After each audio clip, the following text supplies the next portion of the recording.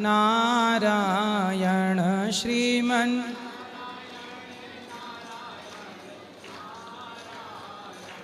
भजमन नारायण नारायण नारायण।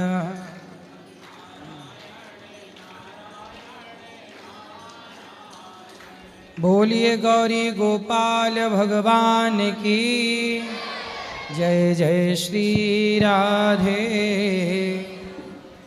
जिनका प्रश्न है वो हाथ उठाएं। खड़े हो जाओ, खड़े हो जाओ बेटा। गुरुजी राधे राधे जी। मेरा प्रश्न ये है कि हमें तुलसी की माला क्यों पहनना चाहिए और इसके क्या नियम है? तुलसी की माला इसलिए पहनना चाहिए क्योंकि तुलसी पहनने वाला भक्त भगवान को बहुत प्रिय होता है। जैसे एक माँ बाप के 2 बेटे हैं, 4 बेटे हैं, पर उन चारों में वो बेटा सबसे अच्छा होता है जो माँ बाप की आज्ञा का चैनल को सब्सक्राइब जरूर पालन करता है। जो बात नहीं मानता, भले उस माँ बाप का बेटा है पर माँ बाप उसे बहुत पसंद नहीं करते कि बेटा तो है पर सुनता नहीं है, मानता नहीं है। पर जो मानता है माँ बाप उसमें समर्पित रहते हैं। ऐसे ही जो शास्त्रों की बात मानते हैं ऐसे भक्तों पर भगवान भी समर्पित रहते हैं। और शास्त्र कहते हैं, पुराणों में लिखा है कि तुलसी भगवान को अत्यधिक प्रिय है। इसलिए भगवान की प्रिय चीज हमारे हाथ में होगी तो भगवान की दृष्टि हम पर भी पड़ेगी। इसलिए भक्त लोग तुलसी पहनते हैं। इसके नियम क्या है? तुलसी पहनने वाले को सदा अच्छे रास्ते पर चलना चाहिए, सबका भला करना चाहिए। निंदा चुगली झूठ कपट, तुलसी माला पहनो या मत पहनो, झूठ कपट तो किसी को नहीं रखना चाहिए। मांस मदिरा का सेवन नहीं करना चाहिए। बाकी सब ठीक है।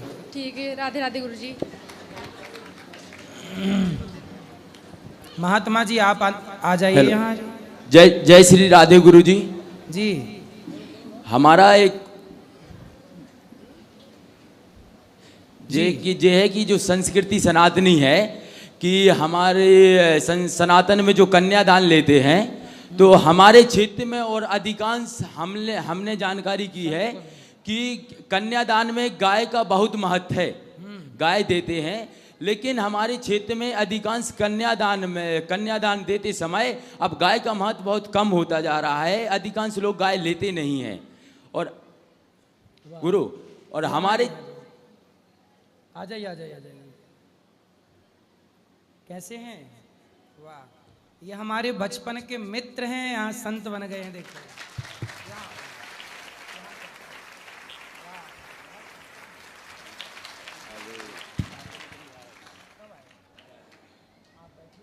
जी। तो हमारी जो संस्कृति में हमारे क्षेत्र में अधिकांश जो है सागर, मध्य प्रदेश के सागर जिले से, कि वहाँ पे गाय माता की अच्छी नस्ल ना होने के कारण आदमी स्वार्थ लालच के चक्कर में वो गाय ज्यों की त्यों रहने देते हैं, कोई अपने घर नहीं ले जाता है। तो हमारा और हमारे 4-5 दोस्तों का जो एक विचार आया मन में कि यहाँ पर हम लोगों ने देखा कि अच्छी नस्ल की गाय हैं, तो यहाँ से कुछ गाय लेके वहाँ जैसे हम लोग सामूहिक विवाह करके हम लोगों के विचार है और दहेज कम देके उन्हें एक एक अच्छी नस्ल का गाय दें। सही है। तो जिससे पहले के जमाने में बेटी का विवाह होता था तो पिता गौदान भी करता था। गौदान विवाह में करना ही चाहिए। बेटी को गौदान करने से गौदान करने का पूरा फल प्राप्त होता है। अब आजकल पिता बेटी के लिए गौदान नहीं करते। कुछ जगह तो कुत्तों का दान होने लगा। बेटी के संग कुत्ता जाएगा। कुछ लोगों के यहाँ गौदान की परंपरा थी, अब कुछ लोग कुत्ता की ओर आ गए। आप बहुत अच्छा विचार रख रहे हैं और आप सेवा करना गौ माता की और गाय के प्रति ये भाव आपका सराहनीय है। खुश बिल्कुल गुरु कहते हैं। एक और गुरु प्रश्न है कि जैसे भगवान श्री कृष्ण और भगवान ने जैसे अर्जुन को ताकत बताने के लिए विराट रूप लिया था, भगवान विष्णु ने भी विराट रूप लिया। किसी आज से 200 वर्ष पहले किसी व्यक्ति ने क्या विराट रूप लिया है क्या महाराज जी? भगवान के सिवा कोई विराट रूप कैसे ले सकता है? हाँ, तो महाराज जी ये क्वेश्चन है कि जो नागपुर में एक ताजुद्दीन है कोई, वहाँ पे उस हमने जो ज्ञात किया, गूगल से हर जगह जांच किया है कि तकरीबन उनका जन्म 150 साल पहले हुआ था। वहाँ के लोगों को उन्होंने अच्छा काम किया हो ये तो नहीं कह सकते, लेकिन वहाँ पे वो फोटो जड़ित किए हैं कि भगवान श्री कृष्ण और भगवान विष्णु का विराट रूप पीछे करके, और वहाँ पे विष्णु की फोटो हटाकर उन्होंने उस ताजुद्दीन की फोटो को लगा दिया है और वहाँ पर भगवान का अपमानित करते हैं। तो हमारे इधर हमने ये मुद्दा भी उठाया कि ये कानूनी रूप से तो कैसा भी हो, लेकिन हमारे सनातनी के हिसाब से हम लोगों को बहुत ठेस का काम है। सही है। तो वहाँ पे जो हमने मुद्दा उठा के सही किया कि गलत किया? सही है। भगवान का अपमान कभी किसी के द्वारा किसी भी स्थिति पे नहीं होना चाहिए। और लोगों ने हमें बताया कि तुम पर्सनल किसी से बुराई ना लो।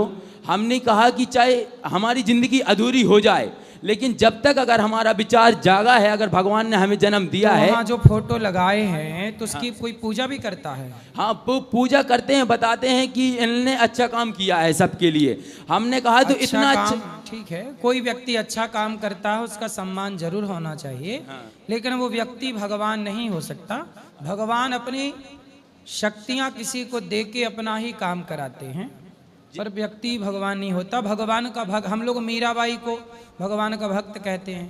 सूरदास, तुलसीदास, ये सब इतने बड़े बड़े चमत्कारी संत थे, लेकिन इनको सबको हम लोग भक्तों की श्रेणी में रखते हैं। तो भक्तों की श्रेणी में रखो और सम्मान करो, भगवान ऐसी की ही श्रेणी में। कथा सुनने के हमने उनसे लिए कही चैनल थी को कि आप इस सब्सक्राइब फोटो को, जरूर हमारे करें। भगवान को आप पीछे से हटा दो। आपको पूजना है, आपको मानना है, आप पूर्ण रूप से कर सही है, सकते हो। विचार अच्छा है आपका। जय श्री राधे। जय गुरु श्री जी, राधे। हमारे जिला सागर जिले से सबकी तरफ से राधे राधे। राधे राधे। और किसका सवाल?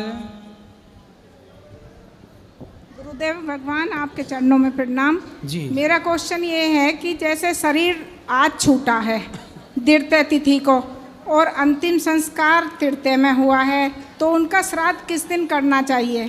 तृतीया तिथि में हुआ अंतिम क्रिया हाँ तो जी। तृतीया में करो। चतुर्थी के हुआ अंतिम संस्कार तो चतुर्थी को मानो। अच्छा, मतलब जिस दिन अंतिम संस्कार होता कुछ उस दिन- लोग मृत्यु की तिथि लेके चलते हैं, कुछ जी। लोग अंतिम क्रिया की तिथि लेकर अंतिम संस्कार की। जी जी तो अंतिम संस्कार की ही तिथि सर्वमान्य है। जी। हाँ, क्योंकि मैं रहती हूँ उत्तराखंड, तो उत्तराखंड के जो लोग हैं पंडित वहाँ के, वो कहते हैं कि जिस समय प्राण निकल गए वो, और हमारे इधर माना जाता है यूपी में पंच तत्वों में लीन होने पे। दोनों परंपराएं अपनी जगह सही हैं, पर जी। जो आखिरी निर्णय है जी जी वो अंतिम निर्णय ये है कि चिता पे जलने की तिथि को अंतिम तिथि माना जाएगा। जी जी। धन्यवाद गुरु।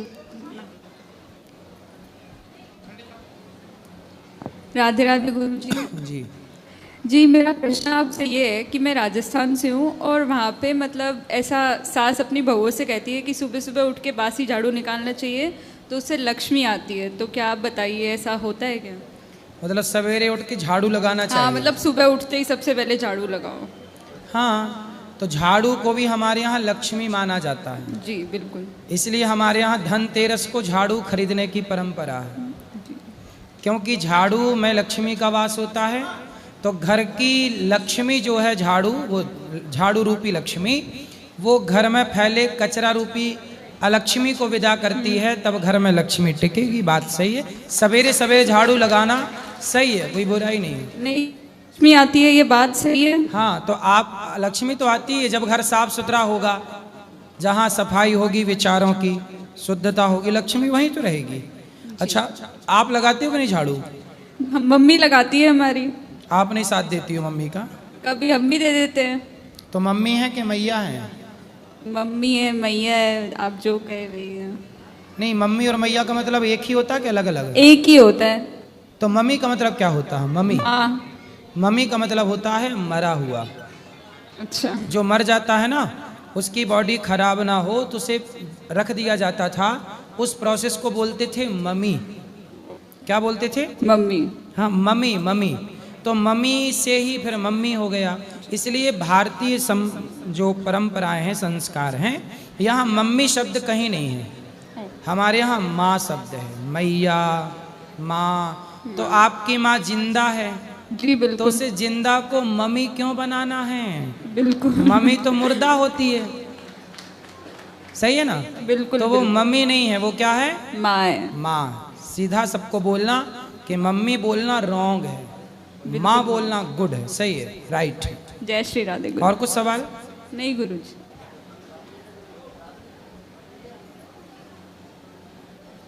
गुरुदेव के चरणों में हमारा कोटि कोटि अभिनंदन वादन करता हूँ, प्रणाम करता हूँ। गुरुजी, मैं दमोह जिले बुंदेलखंड से आया हूँ। मेरा ये प्रश्न है गुरुजी, मैं पूजा पाठ भक्ति भाव भगवान का स्मरण करता हूँ, पूजा करता हूँ, बिहारी जी और राधा रानी को सर्वस्व मानता हूँ जी, लेकिन फिर भी मुझे क्रोध आता है गुरुजी। पता नहीं क्यों, मैं किस यही पे- सोचता रहता हूँ कि क्रोध किस क्यों पे आता क्रोध है। आता है? किस पे? ऑटोमेटिक पता ही नहीं चलता, एकदम से मतलब टेंशन बन जाता है मुझे, वो चिल्लाने लगता हूँ मैं। किस पर चिल्लाते हो? अगर कोई जैसे सिस्टर बोली, मम्मी पापा, कोई भी अगर अदरवाइज कोई भी बोल रहा तो एकदम से मुझे। पड़ोसियों को नहीं चिल्लाते? जी, पड़ोसियों को मतलब पड़ोसियों को एकदम से अगर मैं टेंशन में रहता हूँ, अगर कोई कोई बोल देता तो गुस्सा आ जाती बहुत ज्यादा। तो जैसा माँ बाप को, पत्नी को, बच्चों को बोलते हो वैसे ही पड़ोसियों को भी बोलते हो कि नहीं? बोलते हैं, लेकिन फिर भी मैं यही सोचता रहता हूँ, मैं बिहारी जी को सब कुछ मानता हूँ, राधा रानी को सब कुछ मांगता हूँ, राधा जीवन किशोरी जी के नाम कर दिया हूँ, इतनी कुछ भक्ति काम करता करते हूँ। हो? जी, कुछ काम करते हो? जी गुरु जी, काम क्या? कर सेल्समैन का काम करता हूँ, किराना दुकान लेके सामान सेल करता हूँ। कितना कमा लेते हो महीने का? महीने का 15-20 हजार रुपये गुरु जी। तो कमाई बढ़ाओ, जी थोड़ा और मेहनत करो और अच्छी प्लानिंग करो तो पैसे बढ़ेंगे। जी जब पैसे आने लग जाएंगे तो अपने आप आपका क्रोध शांत हो जाएगा। जी। ये गुस्सा इस बात का है कि आप कम पैसे कमाते हैं, संतुष्ट नहीं है आप अपनी जिंदगी से। यदि आप अपने कमाई यदि 15,000 भी कमाते हैं और आप इसमें संतुष्ट हो जाएं तो 15,000 में ही सब कुछ हो सकता है। संतुष्टि चाहिए। इसलिए आपका ये गुस्सा, चिड़चिड़ापन इसलिए है कि आप अपनी ज़िंदगी से संतुष्ट नहीं हैं। इसलिए जितना मालिक ने दिया है, बहुत दिया है। आपके पास 2 पाँव हैं। जी बहुत लोगों को देखा आपने लंगड़े हैं, चल नहीं जी, पाते। जी गुरु जी। आप कितने अच्छे हैं ना उनसे। जी बहुत लोग अंधे हैं जी पर उनसे आप कितने अच्छे हैं। जी गुरु जी। आप देखो बोल पा रहे हैं। बहुत लोग हमने देखे जो बोल नहीं पाते, आवाज नहीं है, जी गूंगे हैं बेचारे। जी फिर भी आप कितने अच्छे, ईश्वर ने आपको कितना अच्छा जीवन दिया, फिर शिकायत किस बात की है? इसलिए जितना मिल रहा है, पेट भर रहा है ना। भूखे सोते हो? आप बताओ, आप भूखे सोते हो कि खा पी के सोते हो? खा पी के सोचे थे गुरु जी। मतलब कोई दिन ऐसा तो नहीं आता कि भूखा सोना पड़े। नहीं गुरु तो जी। ईश्वर ने ये दिन नहीं दिया ना कि भूखा सोना पड़े। जी पर इस गुरु जी। देश में बहुत लोग ऐसे हैं जो बेचारे चाह के भी कुछ नहीं खा सकते और भूखा सोने के लिए मजबूर हैं। जी गुरु जी। ऐसा सही है कि गलत है? सही है गुरु जी। आप कितने सुखी हैं ना उनसे। जी गुरु जी। इसलिए क्रोध किस बात का है? किस बात का चिड़चिड़ापन है? यदि आप चिड़चिड़ापन है मतलब आप ईश्वर के दिए से संतुष्ट नहीं हैं।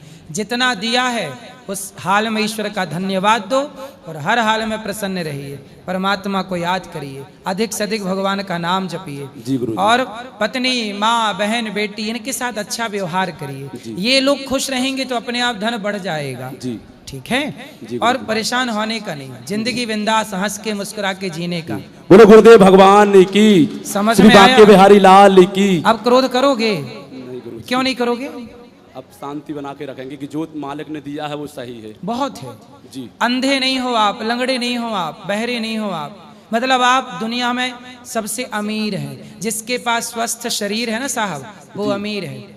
वरना बीमार शरीर पाके तुम क्या करोगे? पैसों का सारा पैसा उसे स्वस्थ करने में खर्च कर दोगे। जी गुरु जी। इसलिए निरोगी काया सबसे बड़ा धन है और वो ईश्वर ने आपको दिया है। और ईश्वर का धन्यवाद। राधे राधे गुरु जी। गुरुजी आपके श्री चरणों में कोटि कोटि प्रणाम। जी गुरुजी मैं दमोह जबलपुर जिले मझौली से आई हूँ। मझौली? हम तो जी। मझौली पढ़ने जाते थे। जी गुरुजी। मैं पकड़ लूँ क्या? हाँ पकड़ लो। गुरुजी मेरे पति 15 साल पहले ख़त्म हो गए थे। 2 बच्चे हैं, छोटे छोटे थे, अब बड़े हो चुके हैं। तो उनका सिर्फ 13 ही और बरछी हुई थी, इसके अलावा कुछ भी नहीं हुआ। किसका? पति का? जी 13वीं और बरसी हो गई। जी जी। ठीक है, और क्या चाहिए? तो कहते हैं पितृदान वगैरह करना चाहिए। नहीं आपका तो बेटा बड़ा कितना साल का है? 20 साल का होगा। तो बेटे से ना पिंडदान करा दीजिएगा, श्राद्ध कर्म करा दीजिएगा जो भी हैं, जी गुरुजी। और जो करा सको। दादाजी हैं बच्चों के, मतलब आपके नहीं, ससुर? दादाजी नहीं है। तो करा दो, उनके नाम से भागवत जी का पाठ करा सकते हैं। जी जी जी गुरुजी। आप राधे राधे। जी जी। गुरुजी राधे राधे। गुरुजी को कोटि कोटि प्रणाम। बोलो बोलो वहीं से। गुरुजी मुझे आपसे एक प्रश्न है जी। आज मैं जो यहाँ पे खड़ा हूँ एक लड़की के बदौलत खड़ा हूँ मैं। किसकी बदौलत? एक लड़की के बदौलत। लड़की? जी, जिससे मैं प्रेम करता हूँ। अच्छा। 2 साल से। ठीक है जी गुरुजी। वरना मैं तो गुरुजी आपकी प्रेमिका आपको यहाँ लेके आ गई? लेके नहीं आई है, मैं खुद आया हूँ। ठीक है। नहीं आपने कहा ना उसकी बदौलत खड़ा हूँ। उसके रास्ते पे चला, मतलब उसने मेरे को बहुत अलग बना दिया। पहले मैं ऐसा नहीं था, मैं मूवीज वगैरह देखना, इधर उधर बैठना वगैरह बहुत, और आज मैं उसकी बदौलत आया हूँ। तो अब मैं उसको छोड़ना नहीं चाहता हूँ। तो कौन बोल रहा है छोड़ने का? उसके घर वाले राजी नहीं हो रहे शादी करने के लिए। फिर वो लड़की क्या कह रही है? वो करना चाहती है लेकिन उसके घर वाले राजी नहीं है। वो जाति समाज को लेके आते हैं बीच में। कभी कहते हैं कि ये दूसरी जाति का है, ये दूसरी जाति का है। तो आपकी जाति क्या है? मेरी जाति वाल्मीकि है। और लड़की की? जायसवाल। तो लड़की के परिवार के लोग तैयार नहीं है? उसके परिवार वाले तैयार नहीं है। तैयार होते हैं तो उसको धमकी देते हैं। और आपके माता पिता तैयार हैं? मेरे घर वाले तैयार हैं। उसके घर वाले तैयार होते हैं तो धम कहते हैं कि अगर तू इसके साथ जाएगी तो यहाँ पे मत आ जाना, हमारे लिए तू मर गए, इस घर में मत आ जाना बिल्कुल भी। कौन? लड़की के माता पिता? लड़की के माता पिता। तो अब आप लोग जब देखो लड़की के माँ बाप तैयार नहीं हैं, आप तैयार हैं और लड़की तैयार है, अब आप ही बताओ किस परिस्थिति में आपकी बेटी होती। माना कि जरा सोच लो, माना कि आपकी बेटी होती और वो किसी लड़के से प्यार कर रही होती जैसे आपसे वो लड़की कर रही है, और वो लड़की किसी और से विवाह करना चाहती, तो आप पिता होते उस लड़की के, अब आपकी बेटी के, तो आप क्या करते हैं? आप करा देता हैं? मैं करा देता। करा देते हैं। प्रेमानंद महाराज जी गुरुदेव जी हैं जो उन्होंने सवाल बताए थे कि जिस लड़के से एक बार प्रेम कर लिया उसको कभी छोड़ना नहीं चाहिए। तो मैं तो उनके कहे पे चल रहा हूँ। तो जब प्रेम किया था तब महाराज जी से पूछ के गए थे कि महाराज जी हम कर लें प्रेम? तब महाराज जी से पूछा था महाराज जी हम इनसे कर लें? नहीं जी। नहीं। जब कर लिया अब तो फिर उसके माँ बाप, आप बताइए उस लड़की पे आपका अधिकार ज्यादा है कि उसके माँ बाप का अधिकार ज्यादा है? माँ बाप का अधिकार ज्यादा है। मैं तो उसको कुछ कहता ही नहीं। मैं तो कहता हूँ कि अपने घर वालों से बात करो, लेकिन घर वाले उसके बार बार इस तरीके की बातें बोलते हैं। यदि घर वाले तैयार हो जाएं, सब राजी मर्जी है तो कर लेने में कोई बुराई नहीं है। राजी है उनकी, लेकिन बस वे समाज का डर ले रहे हैं कि जातियों के समाज पर का। आपको ये समझना चाहिए कि सब राजी मर्जी है तो कोई दिक्कत नहीं, पर लड़की के माता पिता राजी मर्जी नहीं है तो फिर नहीं करना चाहिए, क्योंकि लड़की पर या लड़के पर आपसे ज्यादा और किसी लड़की से ज्यादा आपके माता पिता का अधिकार है। ऐसे किसी भी लड़की पर जब आपकी बेटी होगी ना तो उस बेटी पर आपका अधिकार ज्यादा होगा। आप मतलब आप माँ बाप का। तो लड़की पर किसका अधिकार ज्यादा है? माँ बाप का। इसलिए उसके माँ बाप की राजी मर्जी होना यही धर्म है। बस यही धर्म है। मैं तो इसी धर्म के अनुसार चल रहा हूँ। मैं किसी और लड़के की तरफ आँख ठाके नहीं देखेगा। अगर उसके घर वाले राजी हो गए ठीक है, वरना मैं आपकी शरण में आ जाऊंगा हमेशा के लिए। ठीक है, ठीक है, अच्छा है, बात कर लो। भगवान करे आपका जीवन सुखी रहे, सुखमय जीवन। गुरु जी को कोटि कोटि प्रणाम जी। मेरा प्रश्न ये है कि मैं नोएडा के भंगेल गांव से बिलोंग करता हूँ जी। और मेरा प्रश्न ये है कि मेरे अंदर ना, जैसे उन भाई ने बोला कि क्रोध बहुत ज़्यादा मेरे को आ जाता है, मेरे को भी आता है, पर मैं कभी किसी पे चिल्लाता नहीं हूँ। ऐसे कि जैसे पापा पे चिल्ला दिया, मम्मी पे या बहन पे चिल्ला दिया। होता क्या है कि पापा कभी कभी होता है ना कि बिना वजह चिल्ला देते हैं, पिता बेटे के ऊपर ऐसे ही चिल्ला देते हैं, कभी कभी किसी और का गुस्सा उतार देते हैं। सही है। तो मेरा मन करता है कि मैं भी उनको बोल दूं कुछ अचानक से एकदम कि ऐसे करके मैं अपने आप को कंट्रोल कर लेता हूँ उस टाइम। तो फिर बाद में सोचता हूँ कि मैंने ऐसा नहीं बोला, मैंने अच्छा किया। तो इस चीज़ का ना वो चीज़ कंट्रोल नहीं हो रही है, तो उसको कंट्रोल कैसे करूँ मैं समझ में नहीं आ रहा। तो आपके पिताजी आपको डांटते रहते हैं? नहीं, ऐसा नहीं है कि डांटते रहते हैं, मतलब डांटते हैं कभी कभी। मतलब ऐसा होता है ना कि मेरे अंदर भी पिताजी, मेरे पिताजी के जीन्स हैं मेरे अंदर भी। सही है। तो उस चीज़ का मेरे को दिखाई देता है कि मेरे जैसे मैं गुस्सा करता हूँ ना दांत भींच के, तो मेरे पापा भी ऐसे ही करते हैं। तो उस चीज़ को सोच के मैं मतलब भूल जाता हूँ कि छोड़ो क्या बोलूँ। हाँ, तो पिता को क्या जवाब देना है? कोई जवाब जरूरत नहीं है। पिता को बोलने दीजिए, आप कुछ मत बोलिए।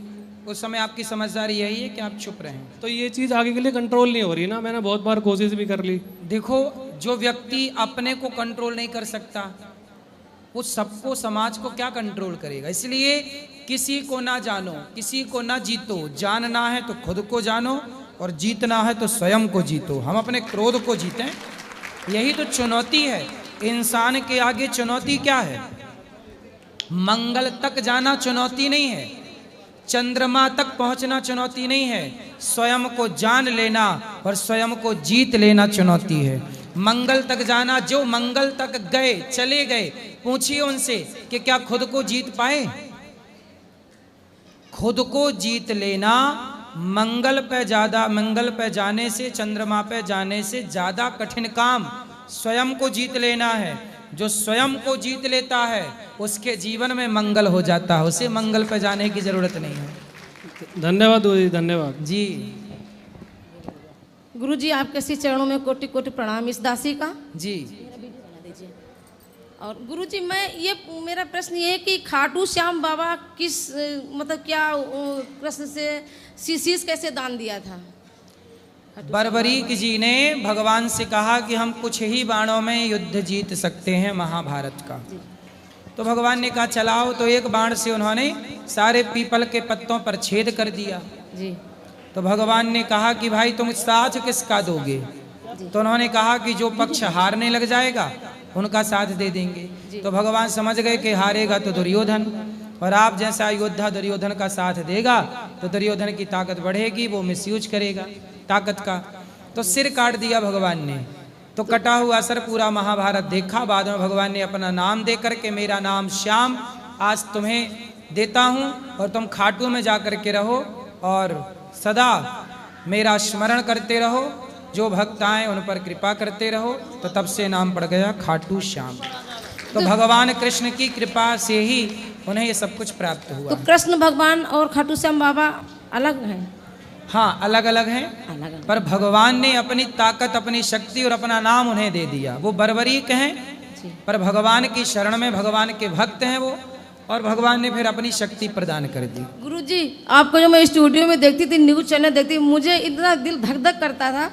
मैं जब मेरे पति जी न्यूज़ ज़्यादा देखते हैं तो आपके जो देखते थे स्टूडियो में तो बहुत दिल धक धक। देखो कैसे कैसे लोग हैं कि गुरुजी को कितने क्वेश्चन कर रहे हैं कि कितना अच्छा काम कर रहे हैं मेरे गुरुजी। और गुरुजी मैं चरणोदक चाहती हूँ आपका, मैं आपका चरणोदक लेना चाहती हूँ। ठीक है मैया, आप तो आशीर्वाद दो। गुरुजी मैं सुबह आपका चरणोदक ले सकती हूँ? आप आशीर्वाद दो हमें, बस सेवा करते रहें बस। Hello hello. महाराज जी के चरणों में इस दास का प्रणाम जी। आपसे सुबह बात हुई थी हमारी कि हमें कविता आपको कुछ सुनाना है। बिल्कुल सुनाइए, कविता आप कवि हैं। हाँ। सुनाइए।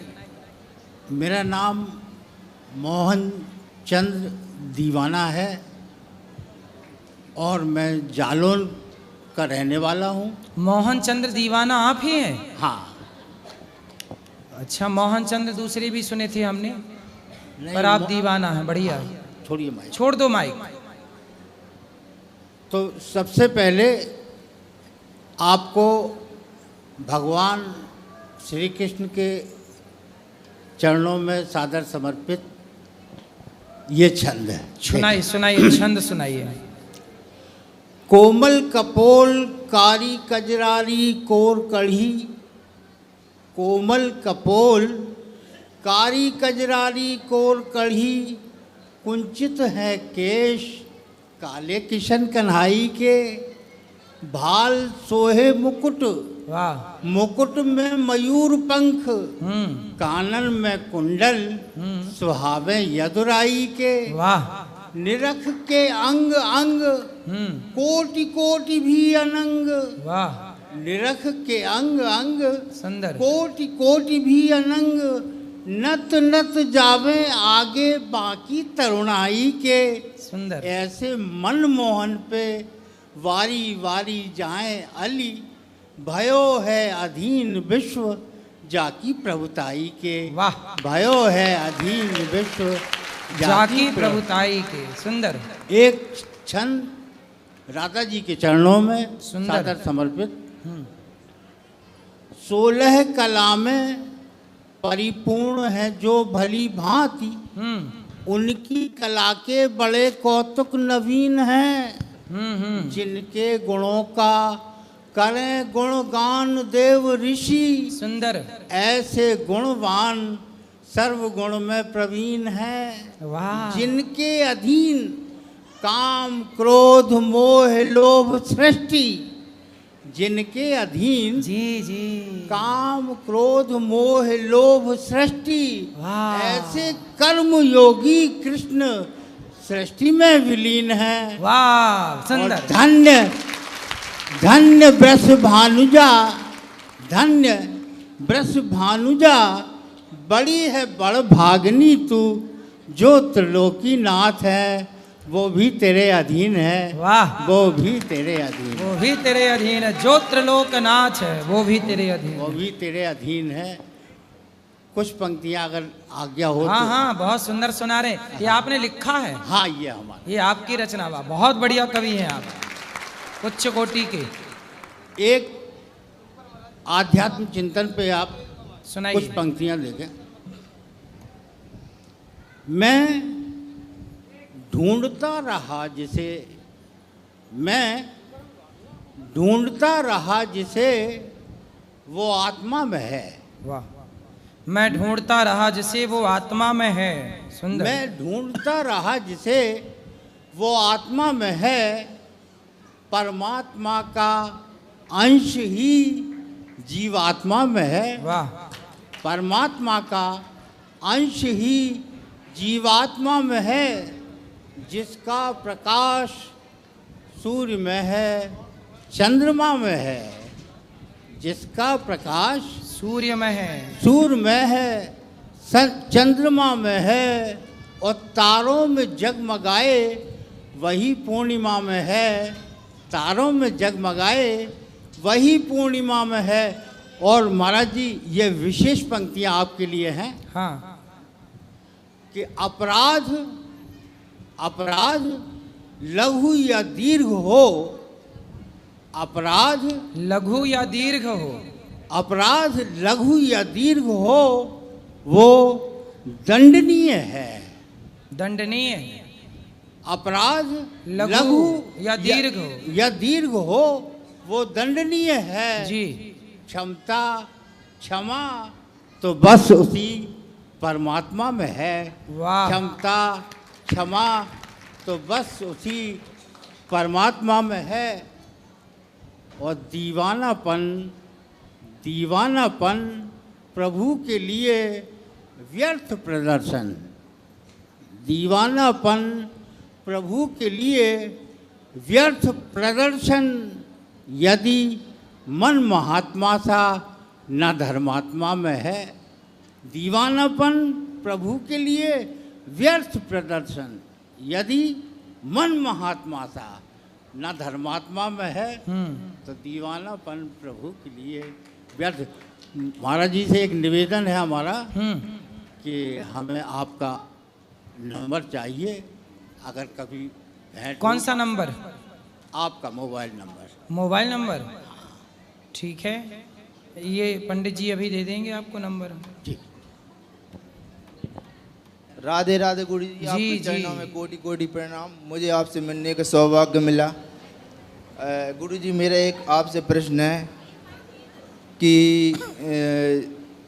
जो कुछ लोग बोलते हैं कि सर्प को मारना पुण्य होता है, क्या सर्प या बिच्छू को मारना पाप है कि पुण्य है?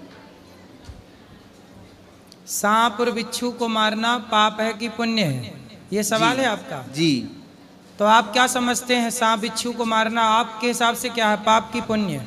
कुछ लोग बोलते हैं कि सर्प घसटते हैं, उनको मारने से पुण्य मिलता है। कौन बोलता है?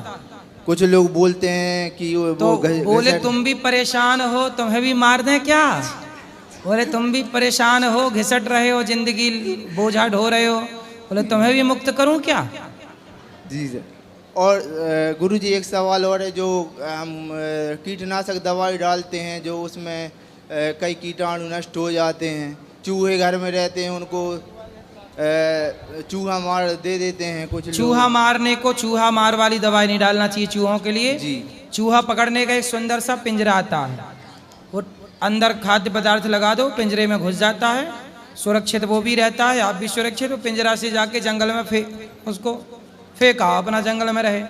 हत्या, जितनी हत्या देखो बच सकते हो हत्या से उतना बचो। जी। किसान कीटनाशक दवाई डालता है, जी, वो किसान की मजबूरी है, नहीं डालेगा तो फसल खत्म कर देगा जीवाणु, इसलिए उसकी मजबूरी है। तो जितना आप चूहे को तो मारना मजबूरी नहीं है, चूहे को पकड़ के आप जंगल में फेंक दो, है ना, इसलिए मारने से बचो। हम क्यों किसी को सताएं बेवजह? जो कीटनाशक है वो मजबूरी है, मजबूरी में किया गया, वो हम जान के नहीं कर रहे हैं, मजबूरी है। तो मजबूरी का पाप तो फिर भी क्षमा है, पर जान कर बेवजह पाप किया जाए वो दोष है। जी एक सांप बिच्छू को क्यों मारोगे? सांप जहरीला होता है, यदि सांप नहीं रहेंगे तो ये पूरा प्रकृति का संतुलन बिगड़ जाएगा।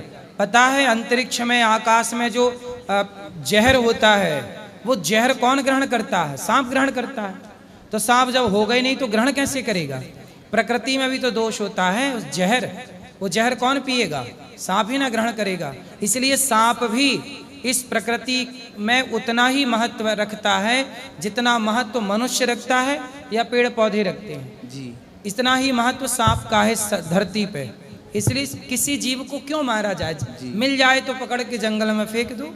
जी एक सवाल और है गुरुजी, जैसे रुद्राक्ष, हम लोग बचपन में गांव में गैया चराते थे, जंगलों में जाते थे गैया चराने, खेतों में ढेर सारे सांप मिलते थे हम लोगों को। कभी हमने आज तक किसी सांप को नहीं मारा।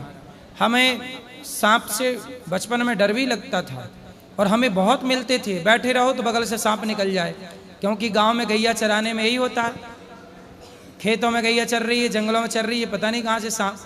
कभी मारा नहीं हम लोगों ने। और गैया सांप के उसी क्षेत्र में चरती भी रही, कभी सुनने में नहीं आएगा कि सांप ने किसी गैया को डस लिया। सब अपने अपने काम कर रहे हैं। एक सवाल और है, जो रुद्राक्ष माला धारण करते हैं, रुद्राक्ष और तुलसी की माला, इसके क्या क्या नियम है इसे पहनने के, धारण अभी बताए तो कि नियम ये है कि मांस ना खाओ। आप खाते हो? नहीं खाते। शराब पीते हो? नहीं पीते। बीड़ी नहीं पीते। सिगरेट नहीं पीते। तंबाकू गुटखा खा लेते हैं। खा लेते हो? जी। तो क्या मिल जाता है उसको खाने से? लोगों ने सिखा दिया शुरू में एक एक दो बीड़ी खिला के। अब हम सिखा रहे हैं कि ना खाओ, तो हमारी सीखोगी कि उन दोस्तों की सीखोगे? जी अब छोड़ना मुश्किल हो गया है। क्यों जी छोड़ना मुश्किल हो गया गुटखा? जी। क्यों? मतलब गुटखे ने इतना आपको गुलाम बना लिया कि आप छोड़ नहीं पा रहे हैं, तो आप उसके गुलाम हो गए कि नहीं? कम करने की कोशिश करते हैं। पहले ये बताओ, आप गुलाम हो गए कि नहीं गुटखे के? जी। ये कंपनी आपको गुटखा का गुलाम बना बना के सारा पैसा कितने का खा लेते हो रोज? सर गुरुजी, ये सरकार बंद क्यों नहीं करवा देती है गुटखों को? सब सरकार करे, तुम खाना बंद कर दो, अपने आप बंद हो जाएगा। खाना बंद करने वाले, यदि गुटखा खाने वाले ही न रहें तो अपने आप बंद हो जाएगा। ये बताओ कि आपको कितने रुपए का खा लेते हो?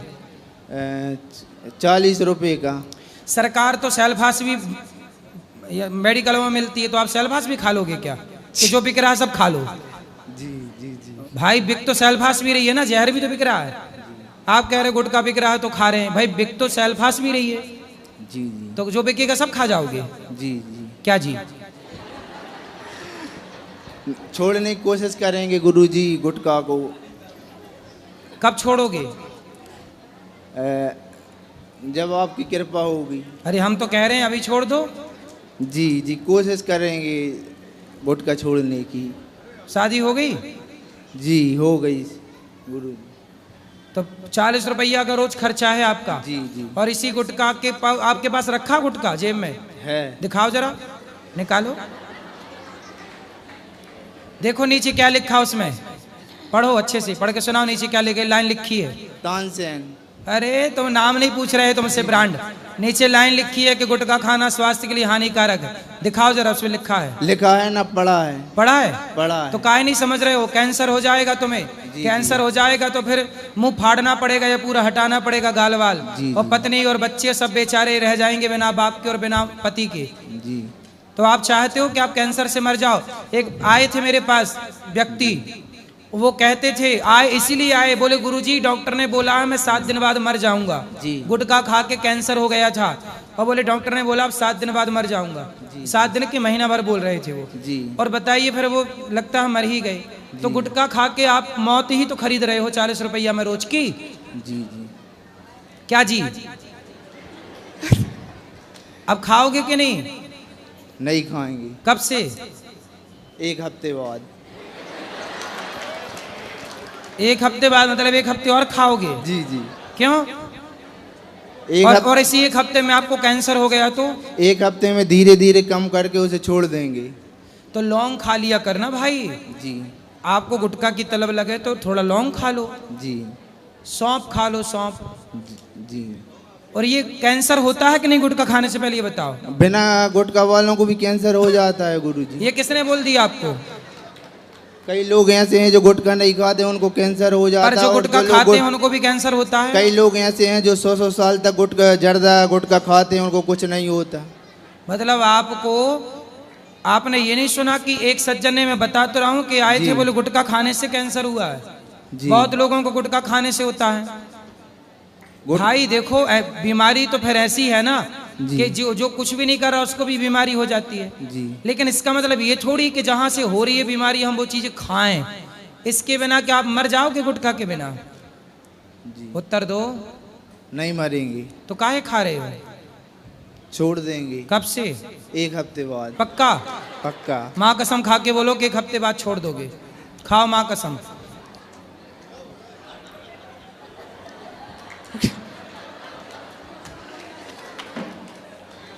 कोई फायदा है इसको खाने से? नहीं है गुरुजी।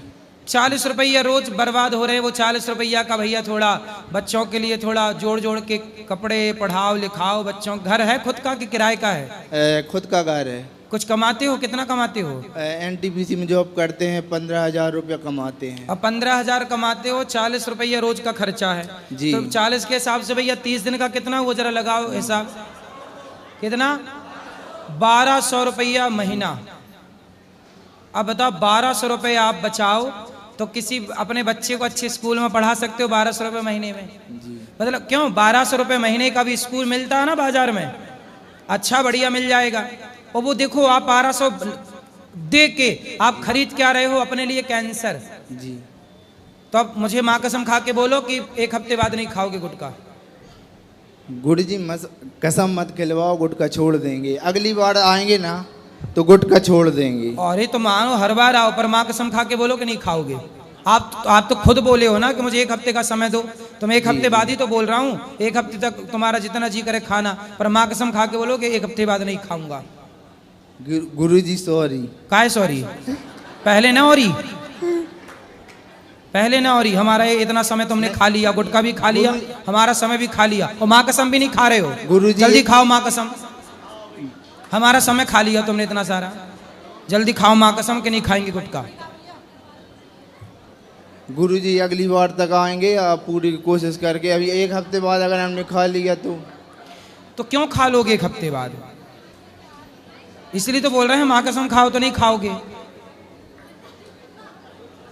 जल्दी खाओ, टाइम नहीं है बेटा। जी गुरुजी राधे राधे। क्या? आपको चरणों में कोटि कोटि धन्यवाद। तुम टाइम खराब करके जा रहे हो। गुरुजी छोड़ने की हम आप पूरी कोशिश करेंगे। माँ कसम नहीं खाओगे? हमरी कसम खा ले रहे हैं हम। अरे तुमरी काहे खाओ, माँ की खाओ, माँ की कसम खाओ। तुम्हारी कसम नहीं, माँ की कसम खाओ। माँ की कसम खाओ कि हम गुटखा नहीं खाएंगे 1 हफ्ते बाद से। खा लो ना मेरे भाई। आप छोड़ दोगे तो तमाम युवाओं को प्रेरणा मिल जाएगी, यार उसने छोड़ दिया हम भी छोड़ दें। 1 कदम हम अच्छाई की ओर बढ़ा रहे हैं आपको, और आप 1 कदम बुराई की ओर जा रहे हो। आप बताओ हम आपके लिए अच्छा कह रहे हैं कि बुरा कह रहे हैं? आप बिल्कुल 100% सही कह रहे हैं। फिर हम आपको 1 कदम अच्छाई की ओर ले जाना चाहते हैं और आप 1 कदम रिवर्स बुराई की ओर जा रहे हो। जी जी। तो खाओ माँ कसम के नहीं खाओगे? जी जी। क्या जी क्या जी? माँ कसम खा के बोलो गुटखा नहीं खाएंगे।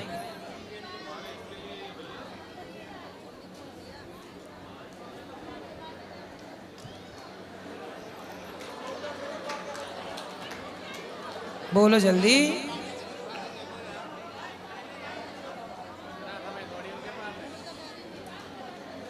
बोलो। गुरुजी। हाँ जल्दी बोलो। क्या? छोड़ देंगे गुरुजी। कब छोड़ोगे? अगली बार तक यहाँ आएंगे, छोड़ के आएंगे, नहीं तो नहीं आएंगे। अरे तुम आओगे नहीं फिर? आओगे नहीं, हम कहाँ तुम्हें ढूंढते फिरेंगे? नहीं गुरुजी, आपको टीवी पे देख लेंगे हम। अरे तो हम कैसे देखेंगे तुम्हें? तुम तो हमें देख लोगे। तुम हमें देखो, इससे मतलब नहीं है। हम तुम्हें कह रहे हैं जो वो मान लोगे, इससे तुम्हारा भला हो जाएगा। गुरुजी आपकी बात मान लिया। हाँ मान ली, बिना कसम खाए। कसम ना खाओ। काहे नहीं खा रहे तुम कसम? खा लो। अरे धोखे से खा लिया तो फिर? धोखे से काहे खा लोगे? खरीद नहीं मत, गुटखा खाने वालों के संग बैठ नहीं मत। अच्छा ये बताओ, आपका बेटा है? लड़की है। लड़की गुटखा खाने लग जाए तो वो सही कर रही है कि गलत कर रही है? गलत। तो आप उसे क्या बोलोगे कि बेटा नहीं खाना? नहीं खाना। तो गुटखा खाना सही है? गलत है। तो फिर आप क्यों खा रहे हो जब गलत है? तो ऐसे में आपकी बेटी खाने लग जाएगी कि बाप खा रहा है, कल को आपका बेटा होगा, बेटा भी खाएगा कि भाई बाप तो गुटखा खाता, मैं शराब भी पीऊंगा। कल तुम्हारे बच्चे बिगड़ गए तो तुम जिम्मेदार होगे। बाद में मत कहना किसी ने समझाया नहीं। हम समझा रहे हैं, तुम मानने को तैयार नहीं हो, फिर बिगड़ जाए औलाद तो ना बोलना। गुरुजी ना घर पे लड़की है ना पत्नी है। हैं? ना लड़की है ना पत्नी है। किसकी? हमारी। अभी तो कह रहे थे शादी हो गई। तो शादी हो गई, लेकिन है नहीं है। शादी होना या ना होना एक ही बात। तो पत्नी कहाँ रह रही है? मायके में। तो तुम गुटखा खा तो इसलिए तो भाग गई? कही तो थी उसने छोड़ दो, तुम नहीं छोड़ी तो भाग गई। उसने रोका था ना तुम्हें गुटखा खाने से? नहीं रोका। तो हम रोक रहे हैं। वो खुद खाती है। तो तुमने सिखा दिया होगा उसको खाना। हमने नहीं सिखाया गुरुजी। जब शादी होके आई थी तब खाती हुई आई थी कि पहले बाद में खाना सीखी? नहीं, खाती नहीं। खाती थी। हाँ। तो वो खा रही है तो तुम भी खा रहे हो। तुम छोड़ो तो वो भी छोड़ देगी। अब तुम तो कोशिश करो। अब तुम नहीं छोड़ो तो पत्नी कैसे छोड़ेगी? तुम छोड़ दोगे तो बोल देना कि देखो हमने छोड़ दिया, अब तुम छोड़ो। छोड़ देगी वो। जी। कोई तो सुधरे जी। कि वो बिगड़ी है तो मैं भी बिगड़ जाऊं। तो पत्नी आपके साथ नहीं रहती? नहीं रहती। क्यों नहीं रहती? वो उनके मम्मी पापा ने बढ़ावा ज़्यादा दे रहे हैं कुछ उनको। कई बार समझा भी दिया है, पर मानने को तैयार क्या नहीं। आप क्या कर, मतलब पत्नी आपके साथ क्यों नहीं रहना चाहती? क्या दिक्कत है? क्या बोलती है? यहाँ नहीं रहना अच्छा नहीं लगते हैं सब ऐसा। तो कहाँ रहना उसको? मायके। तो मायके में उसको बोलना कि अपने पिता की पूरी संपत्ति मेरे नाम कर दो, चलो वहीं चलते हैं मस्त। हाँ ऐसा बोल देना। तो ऐसा कुछ बताती नहीं, कुछ जवाब नहीं देती कि हमने तो एक दिया क्या करना है तुमको। तो जवाब तो आप भी नहीं दे रहे हो, हम भी तो बोल रहे हैं माँ कसम खा लो। कहाँ तुम खा रहे हो? जवाब तुम भी नहीं दे रहे हो। तो जैसे तुम वैसी तुम्हारी पत्नी, जैसे को तैसा। चलो अब पत्नी को जाके सॉरी बोलना और लेके आना अच्छे से। लड़ाई तो नहीं करती पत्नी से? नहीं करते। मारते तो नहीं हो? नहीं मारते। डांटते हो? नहीं डांटते। लड़ाई नहीं करते। तो काहे भाग गई वो? अब क्या पता। तुम्हें कुछ नहीं पता? नहीं, वो कहते हैं क्या रहना नहीं है यहाँ। महीने यहाँ रहती, 2 महीने वहाँ रहती। चलो अब लेके आना, मेरे पास लाना, मैं उसको समझाऊंगा। ठीक है? अगली बार पत्नी को भी ले आना और गुटखा छोड़ के आना। चलो।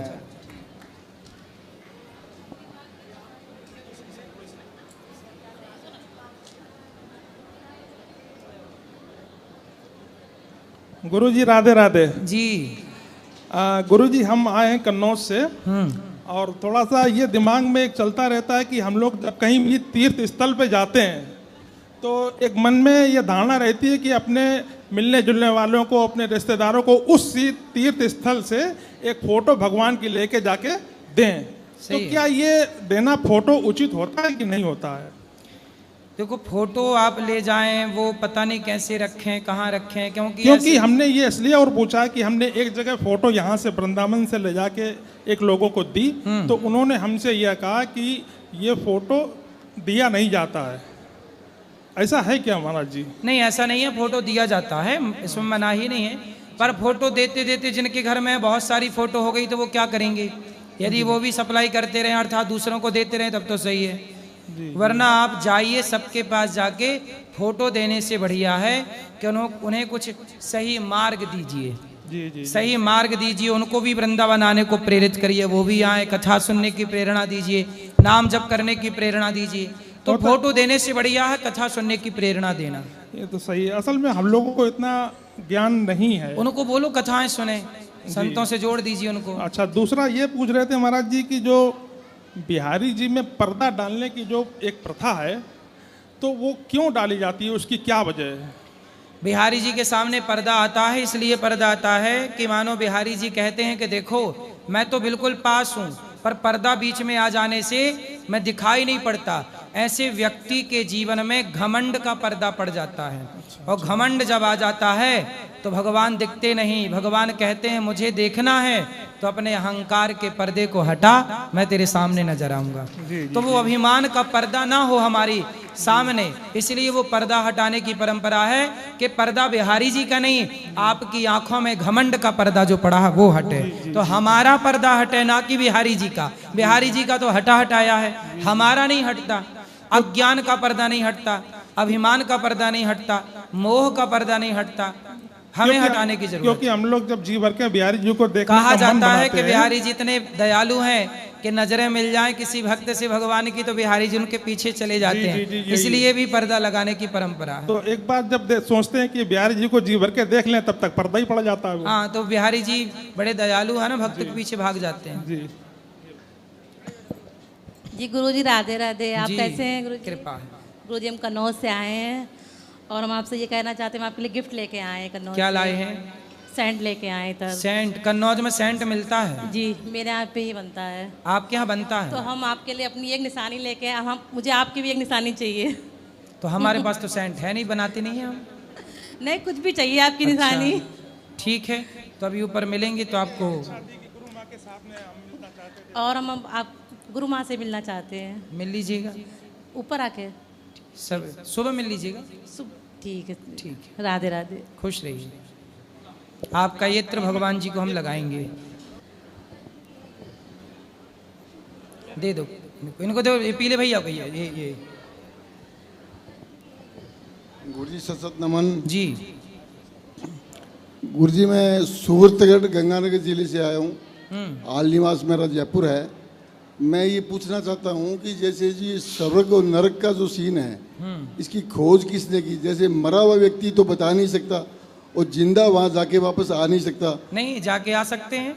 हमारे ऋषि मुनि विश्वामित्र जी, वशिष्ठ जी, ये इतने पावरफुल ऋषि हुए हैं कि ये सब जगह जाके आ सकते हैं।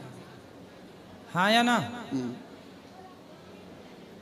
नारद जी, देवर्षि नारद जी सब जगह घूमते हैं। तो नारद पुराण पढ़ोगे तो नारद जी जहाँ जहाँ घूमे हैं वो सब वर्णन है। वेद व्यास जी भगवान के अवतार हैं, वो सब जगह जा सकते हैं। तो वेद पुराणों में जो लिखा गया है वो ऐसे ऋषि मुनियों के द्वारा लिखा गया है जो दुनिया में सब जगह जा सकते थे, आ सकते थे, सब देख करके लिखा है कि भाई तुम नहीं जा सकते पर हम देख के आ रहे हैं कि कर्म ना बिगाड़ना वरना गति क्या है। गुरुदेव, अभी 20-25 दिन पहले भी आने का सौभाग्य प्राप्त हुआ था, आपसे मिल के गया था मैं। तो मैं फिर यही कहूँगा कि यहाँ हमने गायों की सेवा देखी आपकी, और ये ऊपर जो भंडारा चलता है भोजन का बहुत ही सुंदर, और वृद्ध माताओं की सेवा बहुत ही बढ़िया। और जब मैं यहाँ से जयपुर गया था वापस, तो बहुत से लोग मेरे से मिलने आए थे सिर्फ इस बात को लेकर कि मैं गुरुजी से मिल के आया था। और मैं तो आपको यूट्यूब चैनल में देखता था, आपसे मिलने का सौभाग्य प्राप्त नहीं हुआ था। अभी 20 दिन पहले ही मैं आपसे मिल के गया था। फिर हमारे सरदार सर के हनुमान जी सोनी है, वो कुछ समिति को लेकर यहाँ आना चाहते थे, तो उन्होंने मेरे को कहा कि हम वृंदावन जा रहे हैं, आप भी साथ चलो। तो मैंने कहा हो सकता है गुरुजी पता नहीं वहाँ मिलेंगे नहीं मिलेंगे, जाएंगे, पता नहीं वो कहीं चले गए होंगे। तो भी मैंने हिम्मत करके कहा चलो 4-5 दिन आप ही साथ दोबारा चलता हूँ मैं। पिछले महीने की 10 तारीख को मैं ये आपके समक्ष था और 20-25 दिन हुए हैं, दोबारा आने का मौका मिला, आपसे मिलके बहुत ही अच्छा लगा। आप जिस भाव से कहते हो ना कि रावण एक बहुत दुष्ट व्यक्ति था, उसको राम ने मारा, क्यों मारा, क्योंकि वो दुष्ट था। अब आप बताएं रावण में बुराइयां क्या थी, तो रावण की बुराइयों के विषय पे बात करते हैं। मतलब कुछ बोलने के भाव आपके इतने सुंदर कि मतलब रात को सोते हुए सपने में भी ये आता है कि गुरुजी बोल रहे हैं, मैं सुन रहा हूँ, ऐसा मतलब लगता है। मतलब अब बीच बीच में आप माता माता कह के बोलते हो, हाँ मेरी मैया, मतलब ऐसे शब्द आपके जो हर जगह मिलते नहीं है। आपसे मिलके तो बहुत ही अच्छा लगता है। बहुत आपने गौरी गोपाल की सेवाओं को देखा? वो अच्छा लगा? बहुत ही अच्छा गुरुजी, बहुत सुंदर। और ये कहीं नहीं है, मतलब ये ऐसा भाव जो बहुत ही अच्छे ढंग से, मतलब बहुत ही सुंदर ढंग से यहाँ दिखाया जाता है। और लोगों के जिन के पैसे यहाँ लग रहे हैं वो बहुत ही अच्छी जगह लग रहे हैं ताकि उनके पैसों का सही सदुपयोग हो रहा है। बहुत ही सुंदर भाव आपका गुरुजी, बहुत ही बढ़िया। धन्यवाद आपको मेरा सत नमन। खुश रहिए। वहाँ भैया को आदरणीय गुरुजी के चरणों में सादर प्रणाम। सबसे पहले तो गुरुजी मेरा एक क्वेश्चन है, अभी आपके बारे में नैरेटिव चला था, नेगेटिविटी चली थी बहुत न्यूज़ चैनल्स पे, सबने ही देखा। हालांकि वो एक बनाया गया मुद्दा था, कुछ उसमें कोई गलत बात नहीं थी, हम आपका समर्थन करते हैं उस बात पे। उस बात में कोई भी आपकी तरफ से कोई गलत बात नहीं थी, हम आपका सभी की ओर से समर्थन करते हैं। धन्यवाद धन्यवाद। तो आपने जब आपके खिलाफ न्यूज़ चैनल में या और लोग भी नेगेटिव बातें बोल रहे थे, अब आप तक जाती भी हैं, कॉमन सी बात है, सोशल आना है, तो आप उन डील कैसे करते थे? क्योंकि हमारे साथ भी ऐसे होता है, ऑफिस में हमारे खिलाफ कोई भी कुछ बोल दे तो वो चीज़ हमारे तक आती है, या समाज में कहीं से भी आती है, तो वो हमें नेगेटिवली बहुत इफेक्ट करती है। हम रात को जब अकेले में होते हैं, लेटते टाइम, वो बहुत परेशान करते हैं। तो आप कैसे उसको डील करते हैं? और हमें आपका मार्गदर्शन चाहिए कि हमें कैसे उसे डील करना चाहिए कि वो हमें इफेक्ट ना करे। देखिए, चीज़ें प्रभाव तो डालती हैं, मन को विचलित करती हैं। जी जी जी। लेकिन आपका मन इतना मजबूत होना चाहिए और ईश्वर पर इस तरह का विश्वास होना चाहिए, जब व्यक्ति का पूर्ण समर्पण भगवान पर होता है, पूर्ण रूप से जीवन समर्पित होता है और भगवान पे पूरा भरोसा होता है, तो संसार की कोई भी परेशानी, कोई भी नेगेटिविटी उस व्यक्ति का बाल भी बांका नहीं कर सकती। सोचिए, इतनी बड़ी कंट्रोवर्सी हुई, इतने बड़े बड़े न्यूज़ चैनलों ने मेरा किस तरह से गलत अफवाह चलाई। बिल्कुल बिल्कुल। लेकिन फिर भी मैं हर हाल में अपना काम करता रहा, प्रसन्न रहा, और उन बातों का मेरे जीवन पे कोई प्रभाव नहीं पड़ा, क्योंकि मुझे पूरा भरोसा था कि कोई समझे ना समझे, ये न्यूज वाले समझे ना समझे, कुछ लोग समझे ना समझे, पर मेरे भगवान समझ रहे हैं सब चीज। बिल्कुल बिल्कुल। उनकी आंखों में सब दिख रहा है कि मैं क्या सही हूँ, मैं क्या गलत हूँ। बिल्कुल बिल्कुल। इसलिए मुझे किसी को सफाई देने की जरूरत नहीं पड़ती कि मैं सही हूँ कि गलत हूँ।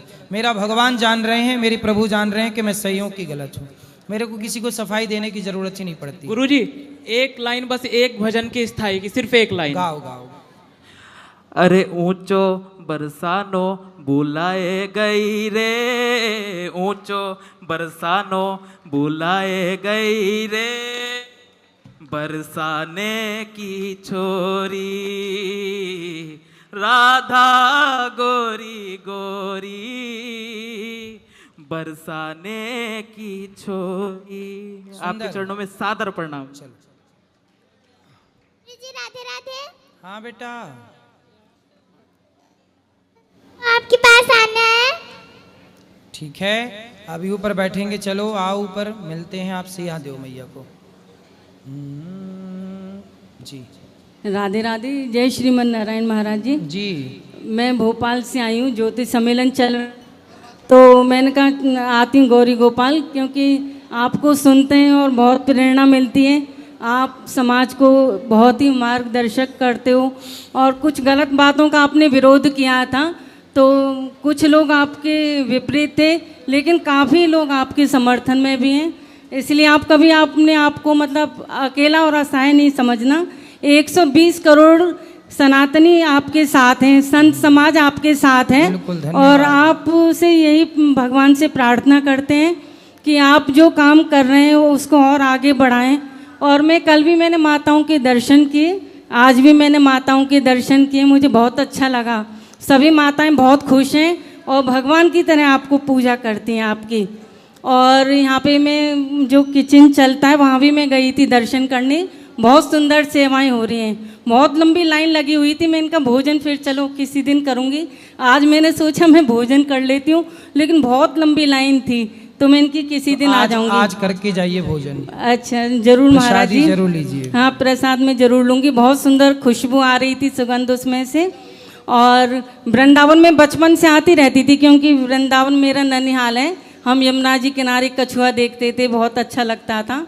श्री जो वैष्णव दास जी महंत थे उनकी मैं भांजी हूँ। गोरेदाऊ जी आश्रम पर मामा जी काफ़ी दिनों तक महंत रहे थे, अब तो शरीर नहीं है। और क्या कहते हैं इस तरह से मतलब वृंदावन रहता है आना।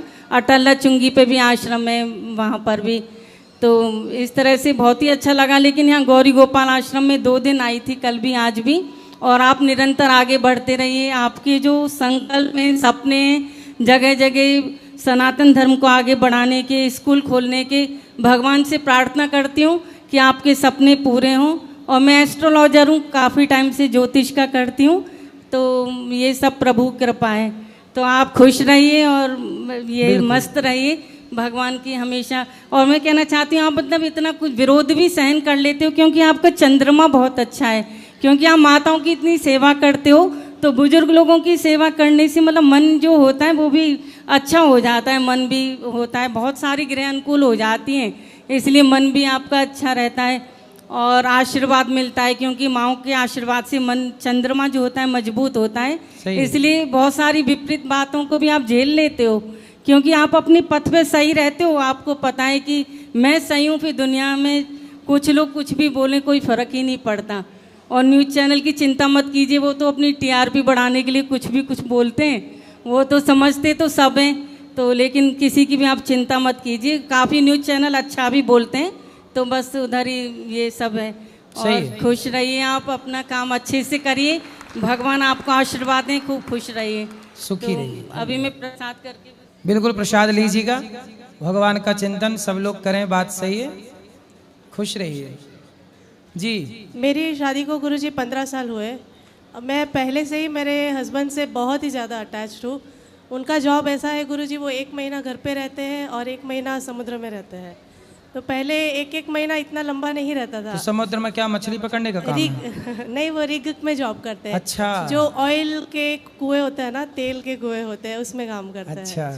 तो अभी ऐसा है कि 1 महीना बहुत लंबा लगता है और उसका असर अभी शारीरिक और मानसिक हेल्थ पे भी पड़ने लगा है। पिछले कोविड की वजह से वो 6-6, 8-8 महीने रहते हैं। तो 6-6 महीने बाहर रहते हैं, तो जहाँ वो रहते हैं वहाँ आप जा नहीं सकती?